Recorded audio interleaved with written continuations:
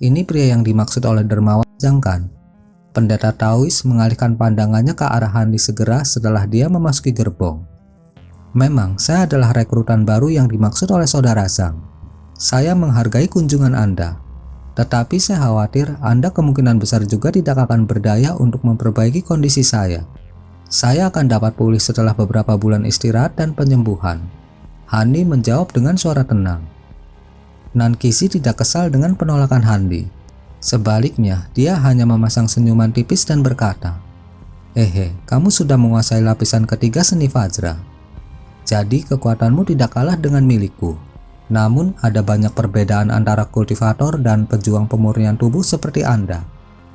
Mungkin saya akan dapat menemukan cara untuk mengurangi waktu yang diperlukan bagi Anda untuk pulih sepenuhnya. Sedikit kejutan melintas di mata Handi saat mendengar itu. Meskipun indera spiritualnya tidak dapat meninggalkan tubuhnya sehingga membuatnya tidak dapat memastikan basis kultivasi pendeta Taois dalam jarak yang begitu dekat, Handi masih dapat menentukan bahwa pria ini adalah kultivator pembangunan fondasi. Di dunia manusia, semua kultivator memandang rendah manusia seolah-olah mereka hanyalah semut. Dan bahkan kultivator pemurnian Qi membenci manusia seolah-olah mereka adalah spesies yang lebih rendah. Namun, pendeta Tao pembangunan fondasi ini adalah kultivator pertama yang dia temui di dunia ini. Dan dia berbicara dengan cara yang sopan dengan manusia seperti dia. Jenis interaksi ini mengejutkan Hani dengan perasaan yang agak aneh. Tampaknya binatang langit tak berujung tidak melebih-lebihkan tentang kekuatan manusia di alam roh. Dengan pemikiran itu, Hani mengangguk dengan senyum sopan dan berkata, "Kalau begitu, aku harus merepotkanmu untuk melakukan pemeriksaan menyeluruh." Nankisi mengangguk sambil tersenyum sebelum mengangkat tangan untuk memperlihatkan gelang biru di pergelangan tangannya. Dia meletakkan tangannya yang lain di gelang, di mana cermin tembaga muncul di tangannya. Handi tergerak sedikit saat melihat itu. Gelang itu tampaknya adalah harta penyimpanan yang jelas memiliki tingkat yang jauh lebih tinggi daripada kantong penyimpanannya. Jika bahkan seorang kultivator pembangunan fondasi memiliki harta karun seperti itu, maka kemungkinan besar itu sangat lazim di sini di alam roh. Dengan demikian, kemungkinan besar kantong penyimpanan tidak digunakan sama sekali di alam roh. Selain dari dua manik penakluk abadi miliknya, Hani telah menyimpan semua hartanya ke dalam kantong penyimpanannya sebelum membuang jiwa baru lahirnya. Setelah itu, dia mengubur kantong penyimpanan itu bersama dengan kantong makhluk rohnya lebih dari 100 kaki ke dalam tanah. Sebagai tindakan pencegahan keselamatan, dia juga telah membuka beberapa kantong makhluk roh untuk melepaskan kumbang pemakan emas, kelabang embun beku bersayap 6, dan binatang jiwa menangis untuk tinggal di bawah tanah. Dan dia telah memerintahkan mereka untuk menjaga kantong penyimpanannya. Adapun naga bumi lapis baja, Handi bahkan tidak membawanya ke alam roh. Dia meninggalkannya dengan Nangongwan. Dengan demikian, selain dari manik penakluk abadi, jimat bentuk roh yang tidak terlihat, dan mata penghancur hukum miliknya yang dapat disembunyikan di dalam tubuhnya, semua hartanya telah ditinggalkan di gurun, termasuk kuali surgawi dan pedang awan bambu. Dia tidak dapat menggunakan kekuatan sihir apapun saat ini. Jadi harta karun itu tidak akan berguna baginya. Membawa harta itu bersamanya hanya akan membuatnya terbunuh. Jadi dia harus memulihkannya setelah dia mendapatkan kembali kemampuannya untuk menggunakan kekuatan sihirnya. Gurun adalah tempat yang sangat tandus. Jadi kantong penyimpanannya pasti aman di sana, terutama dengan makhluk roh yang menjaga mereka. Adapun botol hijau kecil misterius itu, Hani telah memikirkannya lama sebelum memutuskan untuk menyimpannya. Botol itu tidak memiliki ciri yang menunjukkan bahwa itu adalah sesuatu yang luar biasa. Jadi itu hanya akan dianggap sebagai botol biasa bahkan jika seseorang menemukannya. Nankisi secara alami tidak menyadari apa yang dipikirkan Hanli, dan dia pasti tidak menyadari fakta bahwa Hanli adalah seorang kultivator transformasi dewa. Karena itu, dia hanya menanyakan beberapa pertanyaan untuk membantu membuat diagnosisnya sebelum melambaikan cermin tembaganya ke arah Hanli. Petak cahaya biru terbang keluar dari cermin, menyelimuti sebagian besar tubuh Hanli.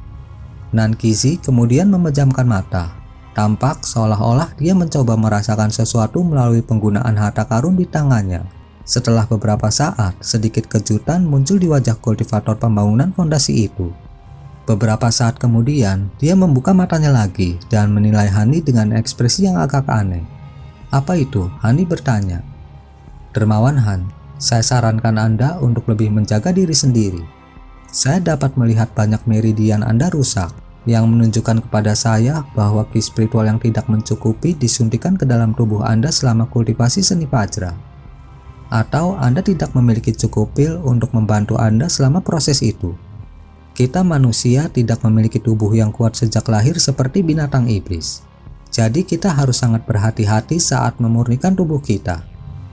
Syukurlah kerusakannya tidak terlalu parah, dan meridian Anda tampaknya menyembuhkan sendiri. Namun luka seperti itu memang cukup sulit untuk dipulihkan, dan saya tidak memiliki metode pengobatan yang efektif yang dapat saya sarankan, atau pil apa yang cocok yang dapat saya tawarkan.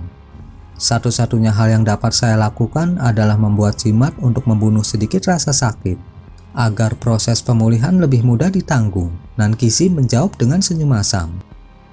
Kalau begitu, aku harus berterima kasih sebelumnya atas usahamu, kata Hani sambil tersenyum. Mengingat pendeta Taois Nankisi telah memeriksamu, tidak masalah apakah aku memeriksamu atau tidak. Namun bocah sang itu memintaku untuk datang. Jadi aku hampir tidak bisa pergi tanpa melakukan apa-apa. Orang tua berjubah putih itu merenung.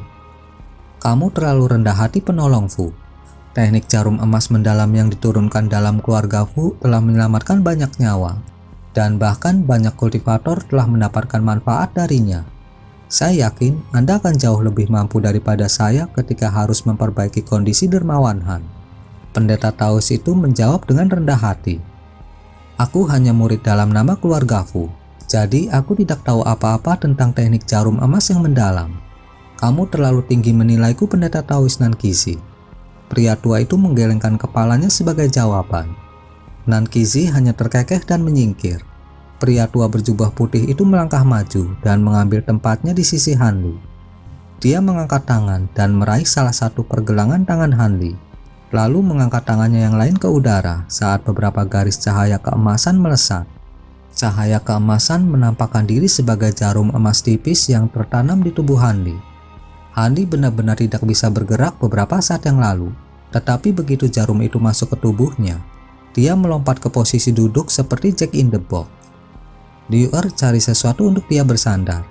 Pria tua itu mengeluarkan instruksi tenang kepada gadis berbaju biru. Ia Pak Tua Fu. Xiang-er, ambil beberapa selimut dan selipkan di belakang punggungnya. Liu-er menginstruksikan. Xiang-er tersendat sedikit setelah mendengar itu. Tampaknya sangat enggan menggunakan selimutnya sebagai sandaran untuk Hanli. Tapi dia masih melakukan apa yang diperintahkan pada akhirnya. Sementara itu, orang tua itu duduk di samping Hanli, menutup matanya sambil meletakkan tangan di pergelangan tangan Hanli untuk memeriksa denyut nadinya.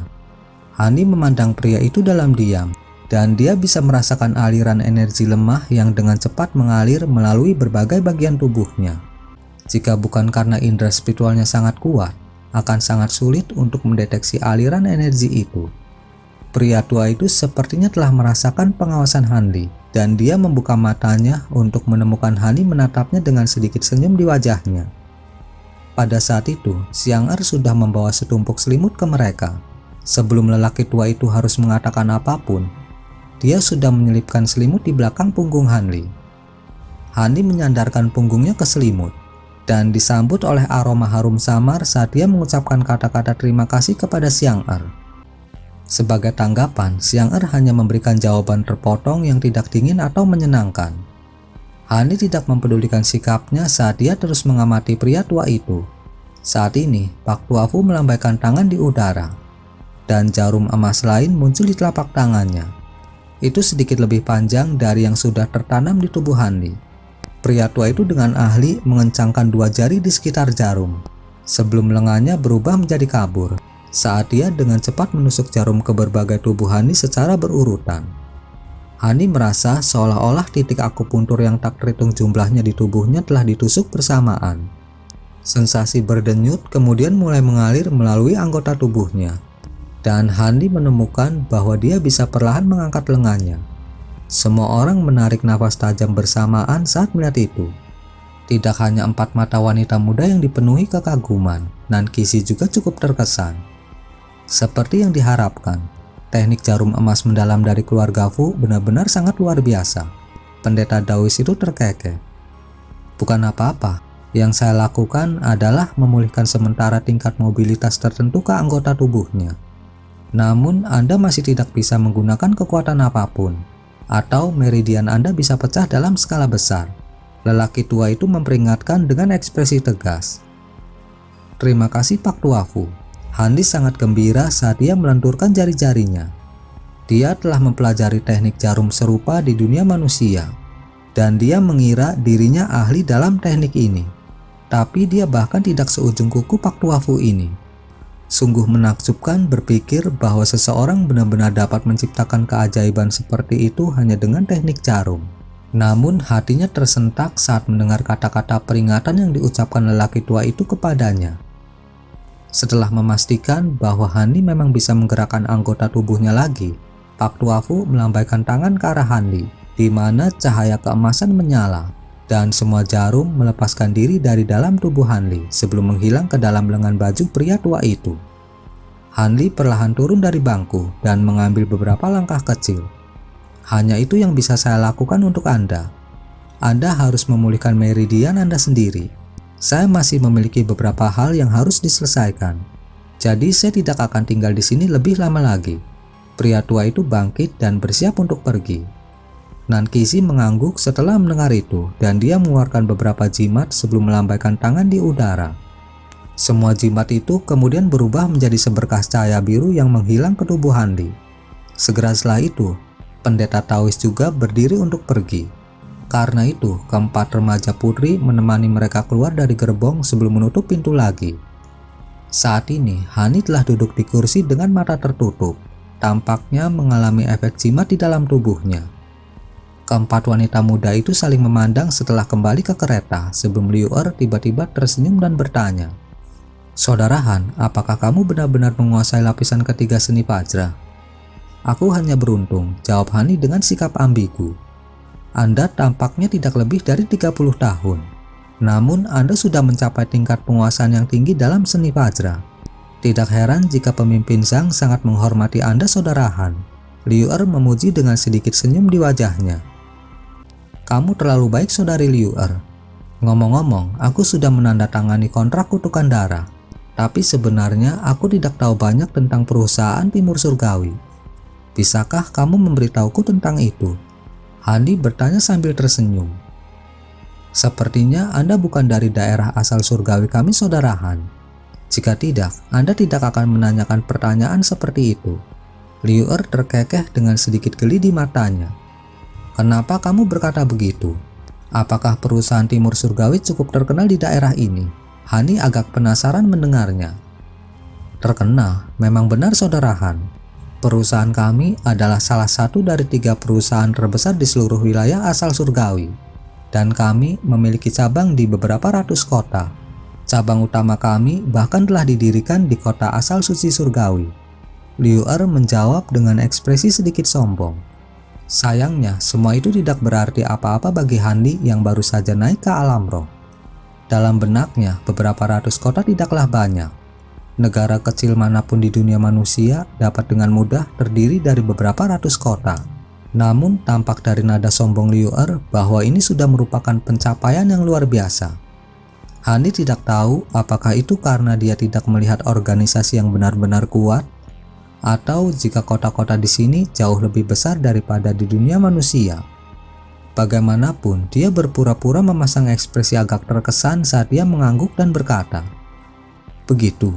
Perusahaan kita memang cukup besar dalam hal itu.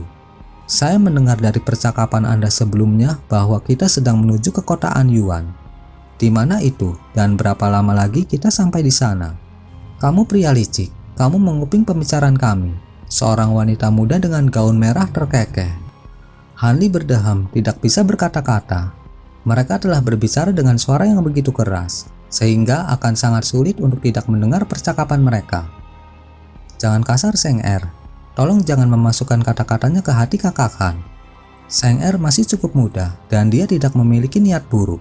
Liu Er memarahi gadis itu sebelum menoleh ke Hanli dengan tatapan minta maaf. Di matanya, meskipun Hanli hanyalah anggota baru dari perusahaan Timur Surgawi mereka, dia adalah pria dengan potensi yang tak terukur. dan pasti akan menjadi anggota penting dari perusahaan mereka di masa depan. Karena itu, dia secara alami menghindari membuat Hanli kesal. Hanli tersenyum mendengar itu, dan dia baru saja akan merespon ketika kereta sedikit bergetar saat kura-kura raksasa tiba-tiba berhenti. Ekspresi Liu Er tersendat sebelum dia segera berteriak, "Apa yang terjadi, Paman Wang?" Gagak merah kita di depan menemukan sekelompok serangga pasir, dan mereka tampaknya mengejar kita. Itu hanya sekelompok serangga pasir. Kerahkan saja beberapa orang untuk mengusir mereka. Kita sudah akan terlambat, jadi kita harus cepat-cepat. Liu Er tampaknya agak tidak senang. Masalahnya adalah, salah satu dari serangga pasir itu telah berevolusi menjadi monster serangga kelas rendah dan mencapai kecerdasan. Jadi itu bisa menimbulkan masalah bagi kita jika kita tidak membunuh mereka. Pria tua itu menjawab dengan senyum masam. Seekor serangga kelas rendah, itu memang sedikit merepotkan. Tapi pemimpin Zhang sudah menguasai lapisan kelima seni harimau tiran, bukan? Kalau begitu seharusnya tidak menjadi masalah baginya untuk membunuh serangga itu dengan pedang kilau emas yang diberikan nyonya kepadanya. Liu Er menganalisis. Kamu memang benar, Liu Er. Tapi serangga ini memiliki beberapa serangga bermutasi yang menjaganya. Jadi akan sangat beresiko bahkan bagi pemimpin Zhang untuk menghadapinya. Jawab kusir tua dengan suara ragu-ragu. Serangga yang bermutasi adalah yang terkuat. Itu benar-benar sedikit berbahaya. Tetapi bukankah kita memiliki pendeta Taois Nankisi dan para kultivator lainnya? Minta mereka untuk mengurus masalah ini. Liu Er menginstruksikan setelah jeda singkat. Pemimpin Zhang telah meminta bantuan mereka, tetapi ditolak. Semua kultivator berasal dari pegunungan Golou, dan mereka tidak mau menyerang, kecuali jika serangga buas menyerang mereka terlebih dahulu. Pria tua itu mendesak. Kita benar-benar dalam masalah kalau begitu. Saya katakan dari awal untuk tidak mempekerjakan para kultivator dari pegunungan Golou. Mereka selalu dibatasi oleh aturan ini atau peraturan itu. Ejek Zhang Er sambil mengernyitkan hidung dengan jijik. Pendeta Taois Nankisi dan yang lainnya tidak bisa disalahkan. Sebagian besar kultivator di pegunungan Golou mempraktikkan seni manipulasi serangga. Jadi sungguh nasib buruk kita bertemu dengan binatang serangga daripada jenis binatang lainnya. Saya akan melepaskan benda yang diberikan nyonya untuk membantu pemimpin Zhang. Beritahu dia tentang hal ini, dan aku akan segera menemuinya.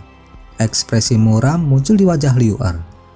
Dengan benda itu, kita pasti tidak akan memiliki masalah berurusan dengan binatang serangga. Kusir tua itu tampaknya sangat lega mendengar pengaturan ini. Kakak Liu Er, apa kau benar-benar akan melepaskan benda itu? Nyonya akan menghukummu jika terjadi kesalahan. Zhang Er agak khawatir. Jangan khawatir, benda itu telah dijinakan oleh Nyonya dan memiliki tingkat kecerdasan tertentu. Kekuatannya bahkan sebanding dengan binatang iblis tingkat rendah. Apalagi beberapa binatang serangga yang bermutasi. Liu Er memberinya senyum percaya diri sebelum melangkah keluar dari gerbong. Aku punya firasat buruk tentang ini.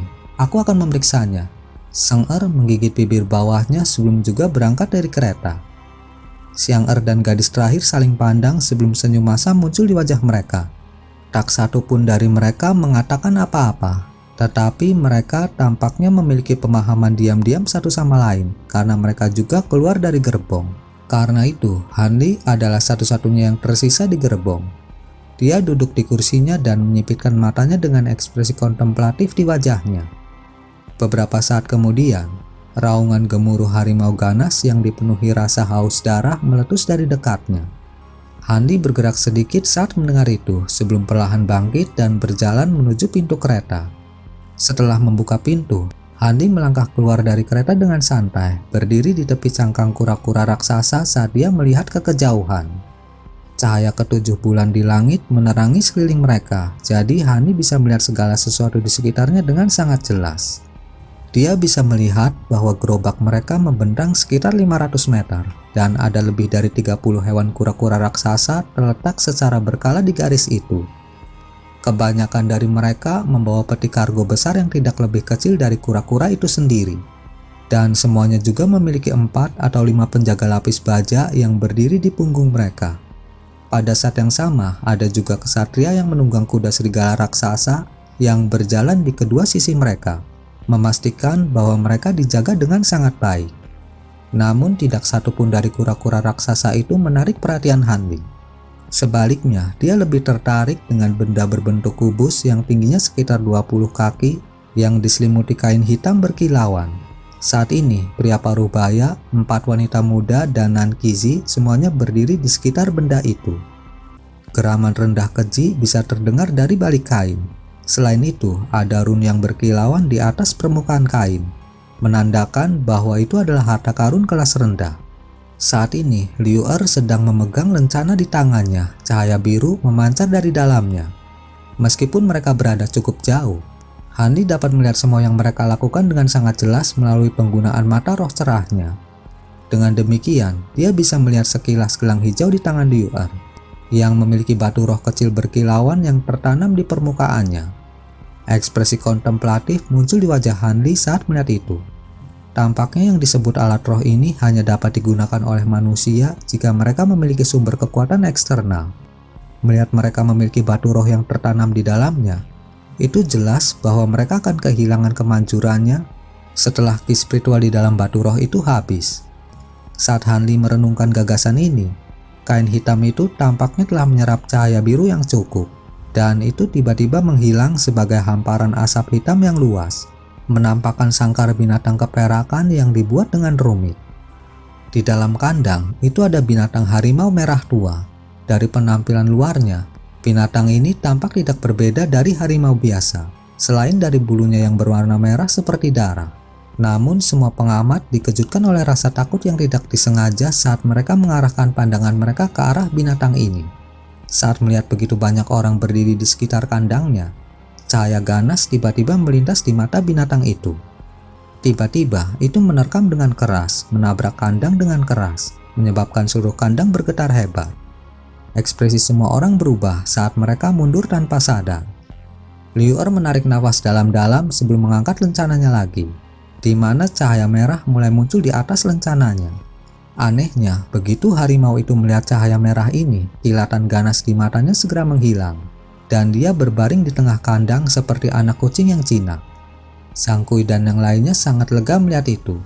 Tepat pada saat itu, tangisan burung yang jelas tiba-tiba terdengar dari jauh, dan itu seolah-olah mencoba mengirimkan semacam pesan. Ekspresi muram muncul di wajah Sang Kui saat dia berteriak. Binatang-binatang serangga itu telah bergerak dan telah mengepung kita. Semuanya bersiaplah untuk berperang, tetapi jangan menyimpang jauh dari gerbong.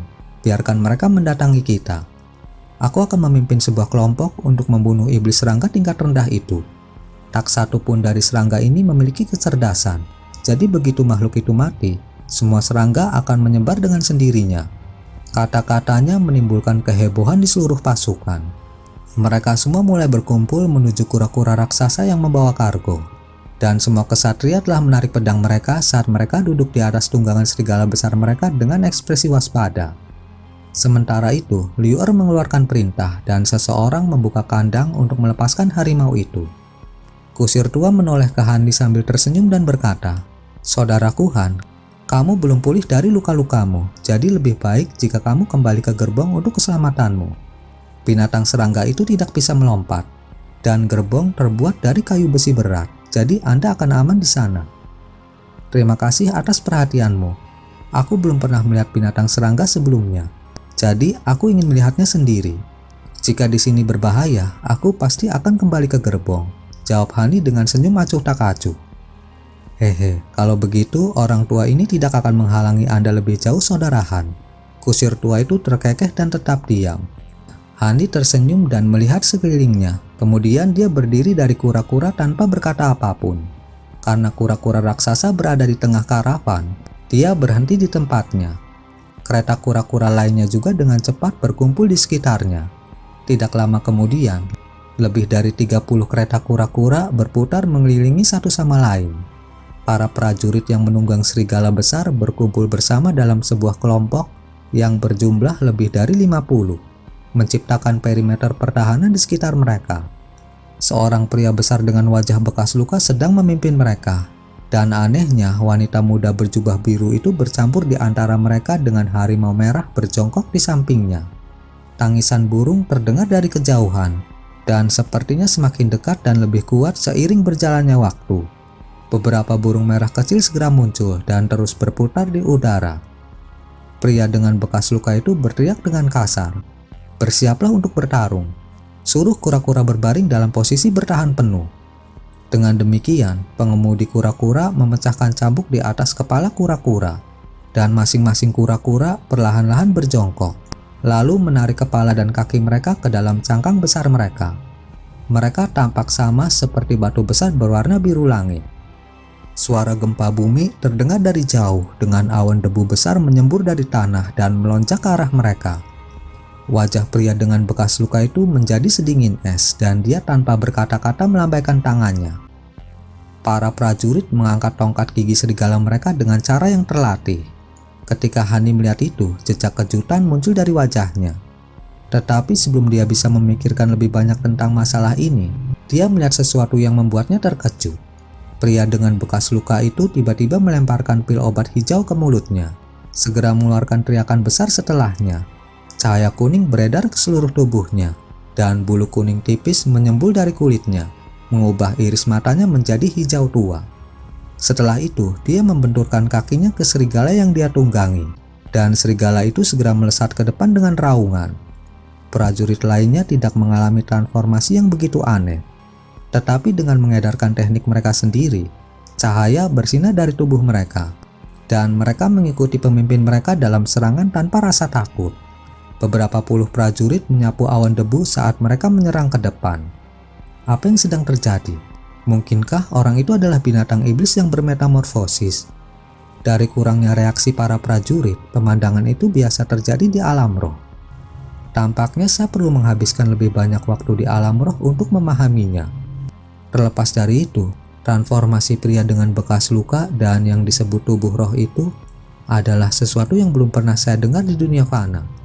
Dalam keterkejutannya, pikiran Hani dengan cepat berputar, dengan cepat menemukan ada beberapa perbedaan di dunia ini dibandingkan dengan alam fana.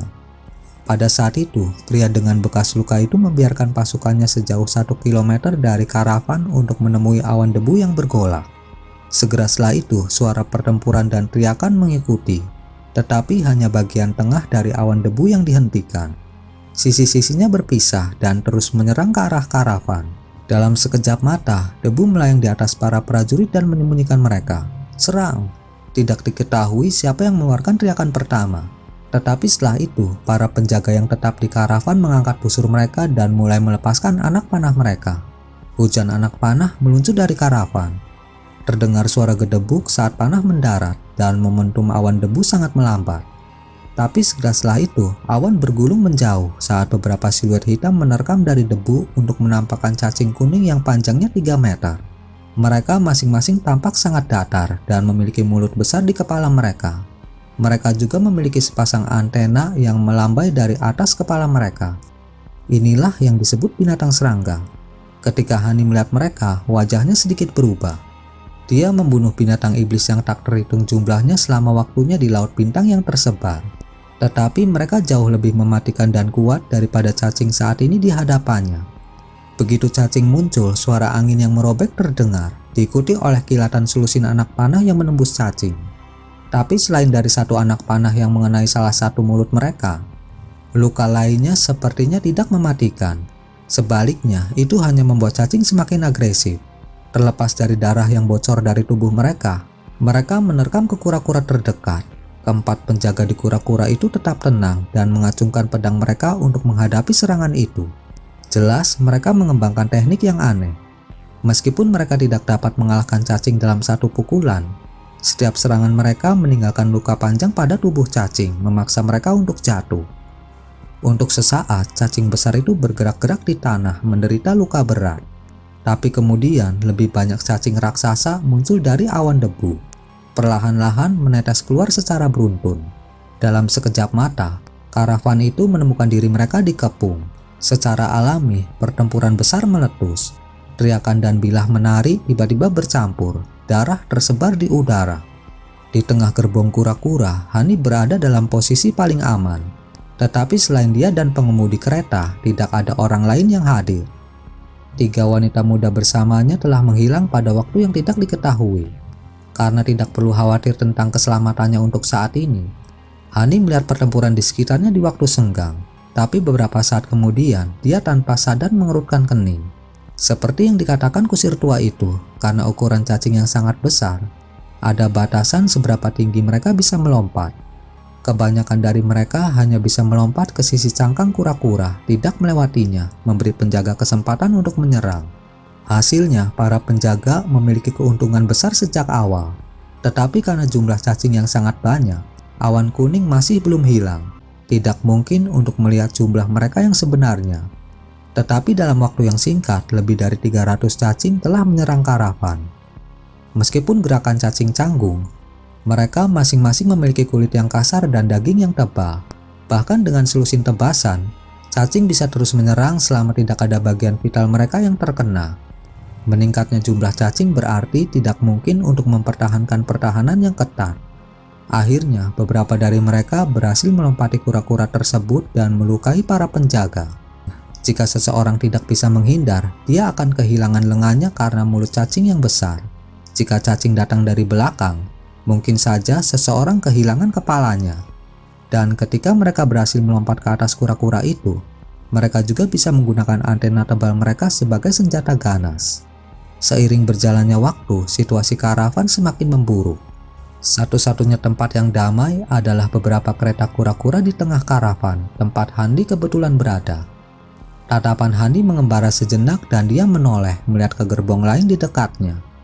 Itu adalah gerbong yang Nankisi dan beberapa kultivator lainnya masuk beberapa saat yang lalu. Sebagai kultivator pembangunan fondasi, semestinya mudah untuk membunuh hewan serangga yang sepele ini.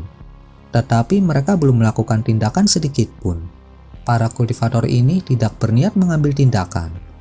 Handi mengerutkan kening dan berbalik, terus menonton pertempuran dengan ekspresi tenang.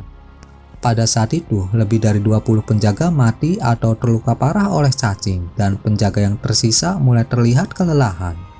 Hanya akan ada lebih banyak korban seiring berjalannya waktu. Jika orang yang terluka itu tidak segera kembali bersama pasukan kavaleri, karavan itu mungkin tidak akan bertahan lebih lama.